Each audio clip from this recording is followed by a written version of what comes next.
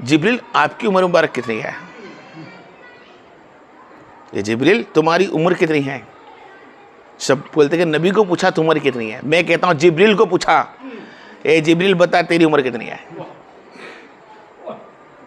तो जिब्रील अलैहिस्सलाम फरमाते हैं कि मेरी उम्र या रसूलल्लाह इतनी है कि एक सितारा मैं देखता था, एक सितारा जो देखता था, जो 72,000 साल के बाद एक मरतबा निकलता, और मैंने उसको 72,000 मरतबा देखा। आप पॉइंट नोट करें, कितने?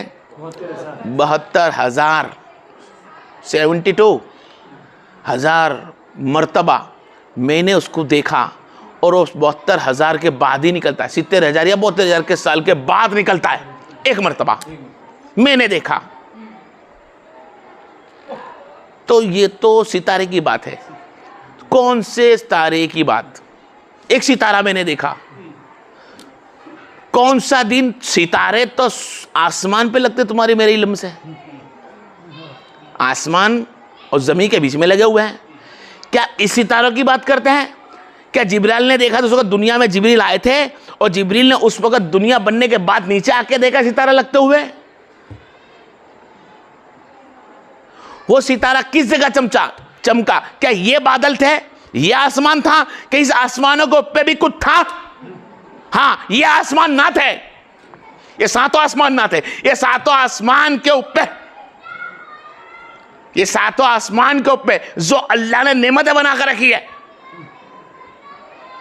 सिदरतुल मुनतहा मकाम काबा, कौसैन मतलूब ला मका अदना, ये सबसे आला मकाम, ऊंचा, उससे भी ऊंचा, जहां पर जिब्रील जिक्र खुदा करता था। जिस तरह के तुम आसमान को देखते हो और हम जमीन पर फर्श पे बैठ के अल्लाह की इबादत करते हैं, इस तरह उस वक्त था कि थेट अदना के ला काबा कौसैन पे जिब्रील बैठते, जहां काबा बना हुआ है वहां बैठते, और उस जगह से ऊंचा देखते। कहते आसमान पे एक सितारा चमकता, वो आसमान जिब्रील की नजर में था, हमारा वाला आसमान ना था। ये आसमान वो था, ये आसमान ना। अब ऐसे यानी इस आसमान के ऊपर दुनिया है, तो वो आसमान खाली मैं कहना चाहता आपके लिए, लेकिन वो आसमान भी ना था। वो जगह मकाम महमूदा साला मकाम, वो जगह जहां अल्लाह ताला और मोहम्मद मुस्तफा की मुलाकात हुई, वो जगह पे सितारा चमकता था, जहां अल्लाह ने अपने 4 पर्दों के अंदर हिजाब में मोहम्मद को रखा था। वहां पर वो अल्लाह के हिजाब में से सितारा चमकता, और जिब्रील कहते मैंने उसको 70,000 मरतबा देखा, और साल में 70,000। अब वो साल भी तुम पूछो कौन सा? कौन सा साल जो तुम दुनिया में आए वो साल? साल की गिनती में कौन सी भाई? कौन सी गिनती साल की? क्या ये 24 घंटा बीतता है वो जो सूरज मशरिक से मगरिब डूब रहा है, वो सूरज साल? तो ये तो दुनिया का हुआ ना। जब तारा उस अलग जगह पे है तो दिन भी वो अलग होगा। आपके सोच में आ रही? कहने का मतलब मैं क्या कहना चाहता हूं कि ये वो दिन, हाँ तुमको मैं बता दूं उसको एक हल्की सी झलक दिखा के, जो 50,000 साल का दिन कयामत का है वो एक है। क्या है? 50,000 साल का जो दिन है, अल्लाह ने क्या फरमाया हदीस में, कुरानों में क्या फरमाया हदीसों में, कि वो एक दिन होगा जो 50,000 साल का बराबर का एक दिन। इसी तरह वो एक दिन हजारों बरसों, जो 70,000 बरसों बोले वो कितने दिन हो गए? वाहिद अल्लाह की जात के कोई नहीं जानता। गिनती हार जाएगी, थक जाओगे, मांदी हो जाएगी दिमाग। मेरे नबी को तब बनाया जब जिब्रील खुद बनता था, काबा कौसैन बनता था, तब मेरे नबी करीम सल्लल्लाहु अलैहि वसल्लम देख रहे थे। पूरी मखलूक बन जब देख रहे थे, फिर भी जिब्रील ने फरमाया, जिब्रील को फरमाया, जिब्रील क्या उस सितारे को आप जान सकते हो? या रसूलल्लाह, उसको बड़ी निगाह से रहमत से देखा है मैंने। मैं उसको देखता था तो मुस्कुराता था, उसको देख के खुश होता था कि क्या सितारा है। पूरे अर्शे मोहल्ला में, पूरे अर्शे आजम में इसके जैसी क्योंकि रौनक नहीं है। क्या उस सितारे को तुम जान सकते? हाँ रसूलल्लाह, बहुत करीब से देखा है, 70,000 मरतबा देखा है। यकीनन मैं भूलने वाली जात नहीं हूं। अल्लाह ने मुझको जिब्रील अमीन बना के रखा है, पहचान लूंगा। मेरे आका दो जान है। मुस्कुराया, क्या मुस्कुराए, और जिब्रील की किस्मत जागी, जिब्रील पे रहमत नबी की बरसी, और अल्लाह राजी होगा। जिब्रील देख, जो सितारा तू वहां देखता था, आज मेरा मोहम्मद तुझे इतना करीब से दिखाता है कि सिर्फ 2 हाथ की गज। तू काबा को हुसैन से ठेठ देखता था, अदना ला मका पे होता था, आज तेरे 2 गज की जग में सितारा दिखने मिलने वाला है। अल्लाह भी देखता होगा, फरिश्ते भी तकते होंगे, क्या जिब्रील वो देखेंगे जो सितारा होगा। आका दो जहां मोहम्मद सल्लल्लाहु अलैहि वसल्लम ने अपना अमामा मुबारक खाली हल्का सा धर किया, पेशानी में सितारा नजर आया। फरमाया जिब्रील ये सिर्फ, हाँ, तो सितारा जो चमकता था वो मेरा ही। वो सितारा किसी आलिम ने बोला सितारा मैं खुद हूं, बोला नबी ने, जबकि नहीं, वो सितारा तो वाहिद नबी के पेशानी में था। वो सितारा मेरे नबी नहीं, क्या नहीं, वो सितारा मेरे नबी नहीं, सितारा मेरे नबी नहीं, वो सितारे पे बैठ के नूर घूमने वाला सितारा था। वो तो मकाम था। अगर सितारा होता तो खुद सितारा तो कहते जिब्रील मैं खुद वो सितारा हूं, ये बोल नहीं, फरमाएगा ये सितारा ये है। अब पॉइंट नोट करें बोलने का मतलब, इल्म की किताब में देखे क्या बोलना चाहता हूं मैं। अब जांचे कि एक सितारा जिस्म में दिखाना वो कुछ और होता है, न खुद बनना। तो सितारा तो देखा था, तो यानी नबी की उम्र ऐसी को सितारा तो मेरे सामने बनता था, वो जगह मेरी खुद थी, जो जगह बनी वो भी मेरी बनी थी। नबी करीम की उम्र कितनी हुई, अल्लाह की जात के सिवा कोई नहीं जानता। किसकी जात की सिवा? हाँ, बहरहाल दुनिया के अंदर आपने दुनिया की बसरी शक्ल के अंदर जो निकाले, बसरी हालत जिंदगी के अंदर, वो 63 साल 3 महीने कुछ पर दीने का बेस, ये नबी की उम्र है। क्या है? ये नबी की उम्र मुबारक। तो नबी उस दौर से नबी है जिस वक्त कोई और नबी के लिए नबी ना था, जबकि लोगों को समझाने के लिए हदीसों के मुताबिक नबी ने यह फरमा दिया कि मैं नबी उस वक्त था जब जिस्म रूह आदम की दोनों के बीच में, जब जिस्म खिमर तैयार होता था, रूह थी उसके बीच में, मैं नबी था, मैं रसूल। हाँ, बस आपने समझा कि दुनिया की इतनी अक्ल की जरूरत नहीं, इतना काफ़ी है कि मुझको नबी मान जाए, उनको रसूल मान जाए कि मैं आदम के पहले हूँ, बस मान जाए, बहुत है, मैं अव्वल नबी हूँ, वो मान जाए, यही उम्मत के लिए काफ़ी है। ये मेरा नबी करीम सल्लल्लाहु अलैहि वसल्लम हालात ज़िंदगी के अंदर जब दुनिया में तशरीफ़ लाया, उम्मत मुस्तफ़ा को बख्शाई।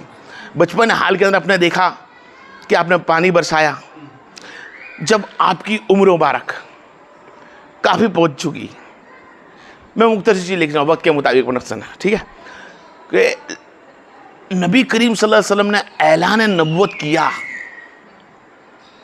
ऐलान नबूवत कर दिया, अशहदु अल्ला इलाहा इल्लल्लाह अशहदु अन्ना मुहम्मदन अब्दुहु व रसूलुहु। आपने जब ऐलान नबूवत का कलमा तैयब दिया, तो उस दौर के अंदर कौन सा दौर था, कौन सा माशरा था, उस जगह की वैल्यू क्या थी, और उस जगह के लोग रहने वाले कैसे थे, वहाँ की सीरत कौन सी थी। जब मेरा नबी एकला वाहिद अपने नबी होने का ऐलान किया, और नबी के, मैं आज तुमको ये बताऊँ नबी किसको कहते हैं। एक तो आपको मालूम नबी होता है जो रसूल पैगंबर है, वो तो बहरहाल सबको पता है, लेकिन एक नबी होने के लिए नबी उसको कहते हैं कि जब दुनिया में अल्लाह नबी भेज दे तो नबी के कानून से दुनिया चले तो नबू है। नबी वो होता है जो दुनिया के कानून से नहीं चलता, दुनिया उसके कानून से चलती है। आइए आप लोगों को समझ में कि जब माशरे में जब आए, उस वक्त मेरे सरकार नबी बनकर आए, तो आपने देखा, आपने ऐलान नबूवत नहीं करी, फिर भी आपने सबके साथ भलाई का रास्ता किया, सबसे भलाई करी, कभी आपसे कोई गुनाह, और पहले ही कुरान में लिखा है कि भाई माफ़ है, इनसे गुनाह नहीं होता, ये मासूम है। क्या है? इनसे नबूवत से गुनाह नहीं होता। जब नबी करीम सल्लल्लाहु अलैहि वसल्लम ने जब ऐलान नबूवत करा, तो उस वक्त माशरे में क्या चलता था कि उस वक्त 200, 300 साल की जंग के बदले होते थे। क्या होते थे कि एक जंग के जो बदले, तो एक गिरोह होता था, उनका अपनी भाषा में थोड़ा समझाओ, टसल हो जाती थी, उनकी दुश्मनी पैदा होती थी। तो दुश्मनी के अंदर उनको 200 300 साल हो जाते थे, हजार साल गुजर जाते थे, उनकी दुश्मनी नहीं मिटती थी कि दो इंसान इधर क्या जाए रात के अंधेरे में तो उनको मार दिया जाए। वो इधर यहां तक के गया, उस माशरे के अंदर ऐसा माहौल था कि शर्म और हया समझ ना थी, सिर्फ वाहिद जाहिलियत। किसी को बहन बेटी बराबर समझा नहीं जाता, कोई बच्चियां होती उसको काट दिया जाता, बूढ़े होती तो मार दिया जाता, बच्चे होते मार दिया जाता, बिगर निके के रिश्ते रखे जाते।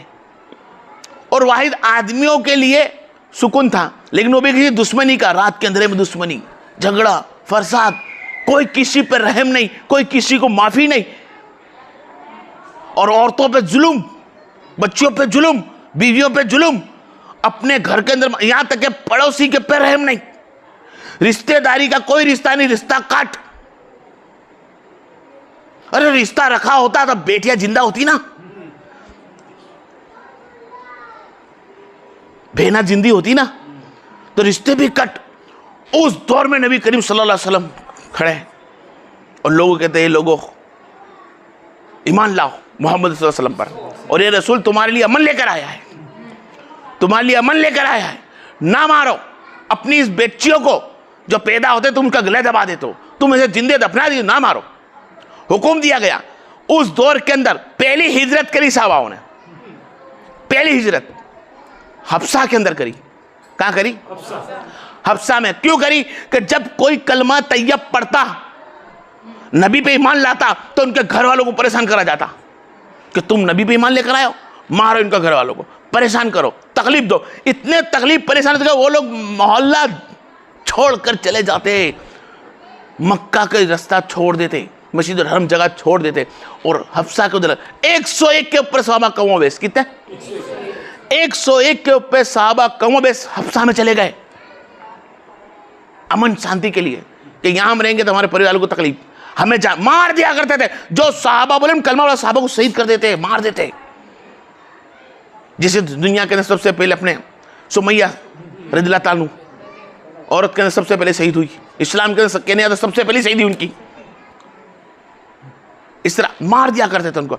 जब वो निकल गए तो वहां पर भी ये कुरैश लोग पहुंचे हफ्सा के अंदर और फरमाया कि भाई हम लोग आ रहे हैं, वो हमारे गांव से निकले हुए हैं और ये लोग हमारे बाप दादा के दिन को भुला बैठे हैं और हमारे बाप दिन के इबादत को छोड़ रहे हैं। वहाँ का राजा ने बोला भाई ये तो मेरे वहाँ आए हैं, तिजारत भी कर रहे, काम भी कर रहे, खा भी रहे, मेरे से पनाह मांगी, मैंने पनाह दी। मैं राजा अच्छा इंसान था। उसने बोला कि कुरैश के 4 इंसान जो आए थे उनको भेगी करा और सहाबा इकराम को भेगी करा। तो सहाबा इकराम का लीडर कौन था? जाफर बिन अबू तालिब। कौन थे? जाफर बिन अबू तालिब। आप लीडर थे। तो आपने फरमाया कि आप लीडर कौन है? तो सहाबा है। जाफर बिन अबू तालिब खड़े हुए, फरमाया जी हाँ। बोले ये कहते हैं कि आपने अपने माँ बापों का दिन छोड़ दिया, आपने अपने इबादत खाना छोड़ दिया और दूसरा दिन नया अपना लिया। तो वहां पर तकरीर की जाफर बिन अब्दुल तालिब ने, फरमाएगा हाँ हमने वो काम छोड़ दिए जो हमारे बाप दादा करते थे और हमने नया दिन अपनाया, इसलिए कि ये नया दिन में सुकून है। क्या है कि ये दिन बताता है किसी का शिरक मत करना, वाहिद अल्लाह की इबादत करना। जाफर बिन अब्दुल्लाह ने तकरीर की और फरमा तकरीर के अंदर कि ये मरा हुआ हराम खाना खाते थे, हराम जानवर खाते थे, इन्होंने हमको हलाल सिखाया। ये इबादत करते थे हाँ, लेकिन बूतों की, पत्थरों की इबादत करते थे और हमको सिर्फ अल्लाह के इबादत का सिवा सिखाया नहीं। इन्होंने अपनी बहन बेटियों को, बच्चियों को दफनाया गया। अल्लाह के रसूल ने हमको फरमाया कि किसी बहन बच्ची को मारना मत। हराम चीजों से हमको रोका और मेरे नबी करीम सल्लल्लाहु अलैहि वसल्लम ने हमको हक पे रखा, लेकिन हमें तकलीफात पड़ती थी। हम नबी का कलमा पढ़ते, दीन पढ़ते थे, हमें मारते। हम इसी तरह यहाँ पर आ गए पनाह में के अंदर कि हम वहां जाएंगे, अमन से रहेंगे और अल्लाह की इबादत करेंगे जिसका शरीक कोई नहीं। हम उसके कानून को मानेंगे जो नबी बनकर आया है, जो अल्लाह का हक पे है, जो अल्लाह का रसूल है, उस रसूल के कहने में हम आए हैं जिस तरह पहले के रसूल आते रहे, उन लोगों ने कानून नबी का माना, तो हमारा आखिरी अव्वल नबी है, हमने इनका कानून माना। आई समझ में? तो फिर वो नबी करीम सल्लल्लाहु अलैहि वसल्लम के बस माशरे से वो लोग जुड़ा हुआ है। सामने ने बोल दिया कि नहीं भाई, जब ये इनके माँ बाप इबादत करते थे तो तुम तो अल्लाह की इबादत, ये भी खुदा की इबादत कर रहे हैं, बट ये उसकी इबादत कर जो दिखता नहीं है, तुम उसकी इबादत कर दो जो दिखता है। ये शिया सित्ता इसको बोलता है। और शिया सित्ता की हदीसों में लिखा है। दूसरी बात कि ये चीज वो है कि तुम देखो, मैं कहना क्या चाहता हूं कि मोहम्मद रसूलुल्लाह सल्लल्लाहु अलैहि वसल्लम, नबी का मायना क्या है, नबी का मतलब क्या है। एक तो नबी वो होता है जो तमाम इल्म गैब रखता है, एक नबी वो होता है कि जिसका बता दे वही कानून हो जाए, और नबी वो होते हैं कि जिसके कानून पर जो जगह खड़े हो जाए माशरे के अंदर, तो कानून भी अपना हो और दीन भी उनका हो। क्या कानून बताया नबी करीम सल्लल्लाहु अलैहि वसल्लम? सबसे पहला कानून नबी करीम सल्लल्लाहु अलैहि वसल्लम ने क्या बताया? मेरे नबी ने नहीं फरमाया नमाज पढ़ो, पढ़ो, बाद में आई। रोजा बाद में आया, हज उम्रा बाद में आया, ज़कात खैरात बाद में आई, सब कुछ बाद में आया। इबादत, अल्लाह की इबादत बाद में आई। फरमाया सोए लोगों, अगर तुम जन्नत चाहते हो, अगर तुम अल्लाह के रसूल की सुलो चाहते हो, अल्लाह रसूल की मोहब्बत चाहते हो, हाँ, तो एक दूसरे से, भाई से मोहब्बत करना। पैगाम मोहब्बत का क्या दिया? क्या दिया? पैगाम मोहब्बत का दिया। और फरमाया दूसरा सवाल कि ए लोगों, तुम किसी बहन बेटी को बेकसूर ना मानना, किसी बूढ़े पे हाथ मत उठाना। जंग भी हो ना, दुश्मनी तुम्हारे अंदर, तो दुश्मनी के अंदर भी खानदान में दुश्मनी चलती थी, तो उसके अंदर बूढ़ी पे हाथ मत उठाना, बच्चे पे हाथ उठाना, बीमार पे हाथ मत उठाना। ये नबी के कानून थे। दूसरा बताया कि जाओ ए लोगों, अगर तुम जन्नत चाहते हो, अल्लाह के रसूल को राजी करना चाहते हो, अल्लाह को राजी करना चाहते हो, नबी को राजी, हाँ, तो जाओ उन भूखे को खाना खिलाओ। क्या फरमाया? भूखों को खाना खिलाओ। जो तुम्हारे पास तो धन दौलत भरी हुई है, लेकिन कुछ अल्लाह की आस, अल्लाह हमको तूने पैदा तो किया, इन्हें पैसे वाला बनाया, हमें गरीब बनाया, आस लेके बैठा मौला हमें खाना दे, उनके पास खाना नहीं, जो तुम्हें दे रखा है, तो जाओ अल्लाह उसके रसूल को राजी करने के लिए तुम्हारे पास से कुछ खर्च करो अल्लाह की राह में। तुम भूखे को खाना खिलाना, तुमसे मोहब्बत राजी हो जाएगा। तुम भूखे को खाना खिलाओ, नबी राजी हो जाएंगे। तुम विधवा की ताजीम इज्जत करो, उसकी मदद करो, नबी राजी हो जाएगा। यहां तक कि नबी ने फरमाया, ए मुसलमानों, ए गिरोह, ए नबी करीम को चाहने वालों, ए अल्लाह की इबादत करने वालों, ध्यान रखना कि तुम अपने दिलों को मोम बना लो, मोमिन बन जाओ। अपने दिलों के अंदर किसी के लिए कीना ना लाओ। अपने रिश्तेदार से मोहब्बत करो, अपने पड़ोसी से मोहब्बत करो। यहां तक कि कोई गैरुल्ला हो,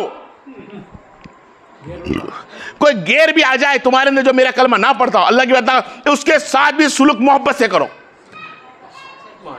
उसको कत्ल ना करो, उसको मारो ना, इसको भगाओ नहीं, उसको अमन में दो, उसको अमन दो। कोई बात नहीं, हम 100 भाई है मुसलमान, एक गैरुल्लाह आ गया है तो उसको अमन में दो, उसको बताओ कि हमारे इस्लाम का किरदार क्या है। उसको मारने से ईमान नहीं आएगा, उससे मोहब्बत करो, और मोहब्बत देखकर ईमान लाएगा। सबसे पहले जो दुनिया के अंदर अमन फैलाया, जो बरसों के साथ जंग चली रही थी, जो एक दूसरे बादशाह हुकूमत कर रहे थे, और बादशाहत को नबी ने खलास किया। नबूवत का झंडा गाड़ा, मोहब्बत का झंडा गाड़ा, अल्लाह से मोहब्बत कराई, अल्लाह की इबादत कराई, बुत पस्ती उखाड़ के फेंका, बहन बेटियों की इज्जत बनाई। अल्लाह तबारक व तआला तमाम कुरान किताब को मिटा खुद का कुरान रखा। अल्लाह की इबादत के लिए नमाज को कायम किया कि हर पल तुम इबादत करते रहोगे, शिर्क तुमसे दूर रहेगा, तुम इबादत करते रहोगे, नमाज पढ़ते रहोगे, तो यकीनन तुम्हारे से कोई गुनाह ना होगा। बहुत मुश्किलात से ये दिन फैला, और मेरा नबी अमन की सिर्फ लेकर आया। रहमतल लिल आलमीन कहते ना, ओ मा अरसलनाका इल्ला रहमतन। अरे मेरा नबी गैर के लिए भी रहमत है, जिसने नबी का कलमा ना पढ़ा उसके लिए भी रहमत है। अरे जिसने नबी के ऊपर पत्थरे बरसाए उनके लिए भी रहमत बन गए, जो नबी को अजमान आया उनके लिए भी रहमत बन गए। मेरे नबी ने नहीं फरमाया कि नहीं अभी पहले तो मैं बदला लूंगा, तूने मारा उसका, तूने मेरे साहबा को जंग में मारा, मैं उसका बदला लूंगा, फिर तू कलमा पढ़ दो, वांदा नहीं। नहीं, जब किसी ने साहबा को शहीद करा और मुजरिम बनकर आए और ईमान लाए, नबी ने माफ किया। अपने खानदान में चाचाओं को शहीद करने वालों को माफ किया। क्यों? मेरा नबी रहमत लिल आलमीन है। जो दिल में से दुश्मनी लोगों के निकाल दे, वो मोमिन बना दे। वो मोहम्मद कैसा होगा? जो लोगों के दिल में मोहम्मद भरता होगा, जो मोहब्बत भरता होगा, जो मोमिन दिल बनाता होगा, जो लोगों के दिल मोमिन बना दे, जिसके दिलों में से नफरत निकाल दे, उस मोहम्मद सल्लल्लाहु अलैहि वसल्लम का सदरक, उनका दिल कैसा अल्लाह ने बनाया होगा।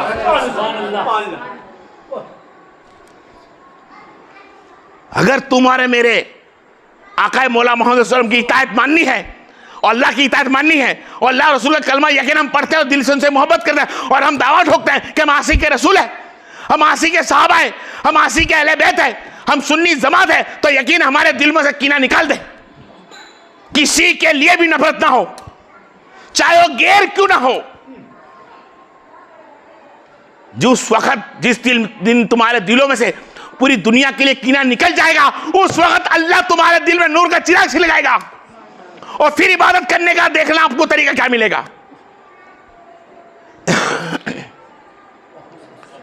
अरे ये नबी करीम का किरदार था। क्या था? ये नबी सल्लल्लाहु अलैहि वसल्लम की हालत जिंदगी थी कि वाहिद पूरी जिंदगी आपने तकलीफात उठाई, परेशानियां उठाई, मुसीबतें उठाई। ये तुम्हारी भाषा में समझा रहा हूं। मुश्किल आखी जिंदगी आपकी मुश्किलात गुजरी। किस लिए गुजारी? गुजारते नहीं, गुजारी। नबी है, क्या है? नबी है, नहीं गुजारते। अल्लाह नहीं गुजारने था, लेकिन अल्लाह ने फरमाया महबूब, जब डोर तूने अपनी उम्मत की अपने हाथ में ले ली है, तेरी उम्मत की डोर तूने हाथ में ले ली है, रब्बे हबली उम्मत तूने कह दिया है, सफावत की डोर तेरे हाथ में आ गई है, तो ले तुझे मौका देता हूं, जितना बन सके तेरी उम्मत की सपोर्ट कर। पूरी उम्मत को सपोर्ट किया और अपनी हाजत पूरी कायनात की मार दी। पूरी हाजत आखिरत आखिरी की दुनिया की सब हाजत मार के आपने दुनिया को सवारा, सजाया। और आज लोग दावा ठोकते कि हम अहले सुन्नी जमात है, आज हम सुन्नी है, आज मिलाद मुस्तफा है। क्यों बनाते हैं? ये वसीला है मुस्तफा में कि उनके हालात जिंदगी आगे रखे। तो उन्होंने कही भाई खाना था, हाँ खाना था। क्या था? खाना था। कहां था? अल्लाह ने अनाज उगाया नबी के सदके में है। आग को बनाने के लिए पैदा किया नबी के सदके में है। तमाम मखलूक को बनाया नबी के सदके, नबी के लिए खाना नहीं। अरे जिसके वसीले से बना हो, जिसके सदके बना हो, उसके लिए खाना ना हो, उसके लिए पानी ना हो, उसके लिए लिबास ना हो, कैसे हो सकता है? आप खुद घर में खाना बनाती हो, क्या आपके लिए खाना नहीं रखोगी? आप खुद पानी भरती हो, क्या पानी नहीं रखोगी? आप खुद कमाते हो, क्या आपके लिए पैसा नहीं रखोगे? आप खुद कमाते हो, कपड़े लेके नहीं आ सकते। अरे जिसके वसीले सब कुछ बना हो, कपड़े का नाम कपड़ा बना हो, नबी है। जिसके लिए खाने का नाम खाना बना हो, वो वसीला नबी का है। लेकिन मेरे नबी ने फरमाया नहीं, मैं नबी हूं और मुझको बनाया अल्लाह ने जन्नत की नेमतों से।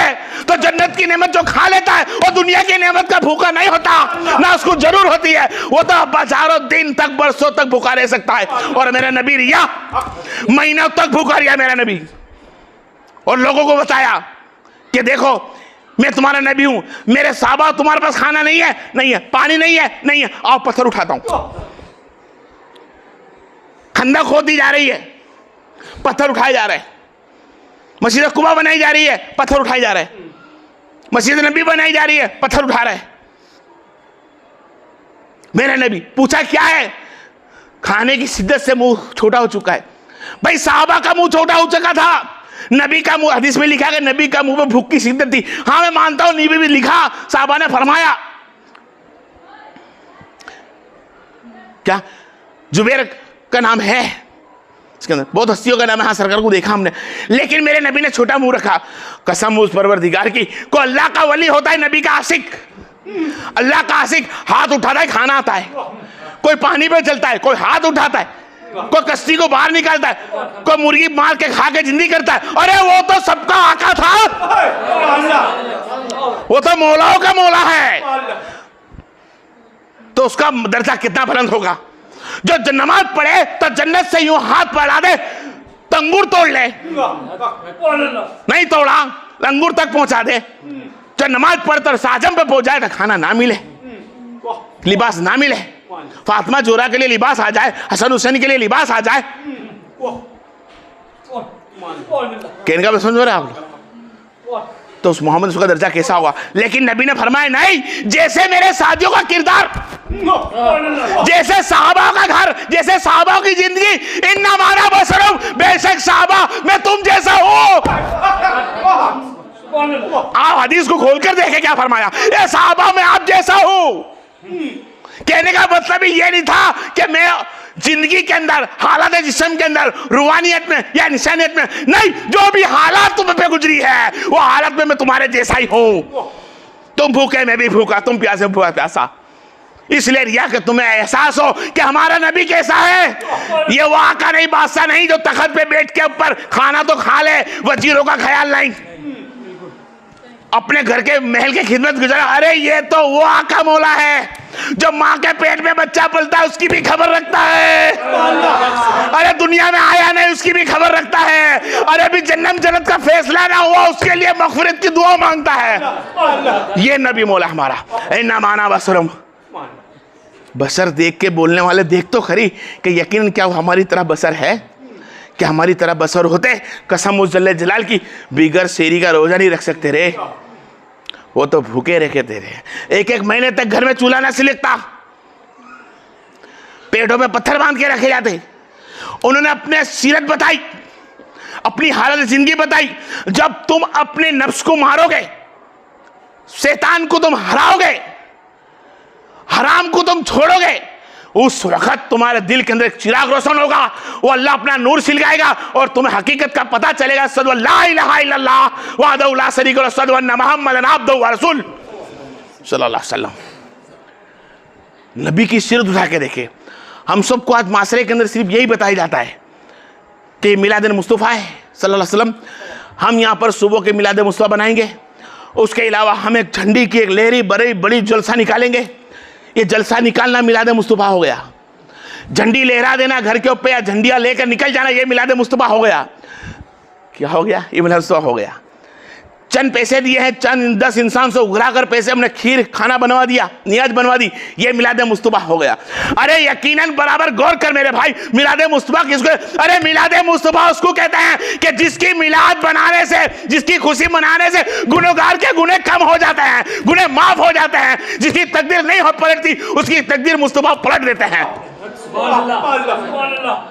मिलाद मुस्तफ़ा बनाने का मतलब यह कि उनकी सीरत पे चला जाए, सहाबा की अदा पे चला जाए, नबी की खुशी मनाया जाएगा। आज नबी मिलाद मुस्तफ़ा इसके लिए बनाते हैं कि हमारा वो आका मौला आ चुका है जिसके इंतजार में पूरी कायनात थी। अब कायनात का भी सब्र पूरा हो गया, कायनात की इंतहा जो बनानी थी वो कायदा सब पूरे हो गए। अब तो भाई इंतजार है कि मुलाकात हर से मैदान में अल्लाह के रसूल की सबावत होगी, झंडा मुस्तफ़ा ले लाया जाएगा। लेकिन उस झंडे के अंदर खड़े रहना, मोहम्मद मुस्तफ़ा से मोहब्बत करना, ये सब उनकी सीरत पे होगा। सिर्फ मिलाद मुस्तफ़ा के जुलूस निकालने से नहीं, सिर्फ झंडियां लहराने से नहीं, कुछ चिन्ह नियाज बांटने के लिए नहीं। मेरा नबी तो उस वक्त भी बांटता था। क्या बांटेंगे हम नियाज? 4 इंसान से लेकर बांटते हैं। अरे मेरे नबी का किरदार देखिए आप।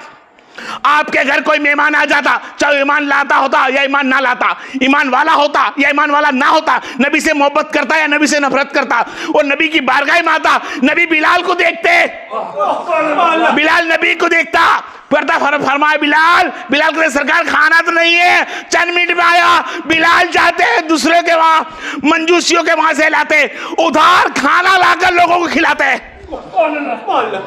मेरा नबी उधार लाके खाना खिलाता, उधार खाना। और बिलाल कहते कि उधार मोहम्मद मुस्तफ़ा के नाम पर है। कुछ मंजीसी दुश्मनी निकालने के लिए आते हैं। वक्त का मैं इसके लिए छोड़ करता हूं, वक्त की कमी से। किसी बुत परस्ती वाले के वहां जबरदस्ती बिलाल को उधार दे देता है कि कभी मेरे वहां से उधार लो। मैं शॉर्ट कर रहा हूं आपके बात।